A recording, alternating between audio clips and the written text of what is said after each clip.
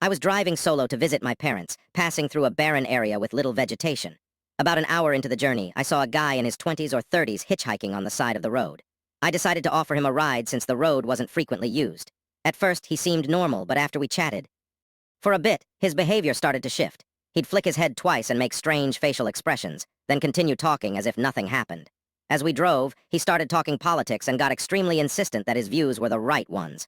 I shared my opinions respectfully, but he abruptly cut me off mid-sentence and screamed at the top of his lungs. I was stunned and felt seriously uncomfortable in my own car. I realized he was on something, and that's when I decided to pull over and tell him to get out. He grabbed his things, and as soon as he was out of the car, I sped off, leaving him about 30 km from the nearest town. When I reached my parents' house, I noticed he'd left his water bottle behind. I wondered if he was okay, but I had no way of knowing. Maybe I had just left a troubled person stranded in the middle of nowhere.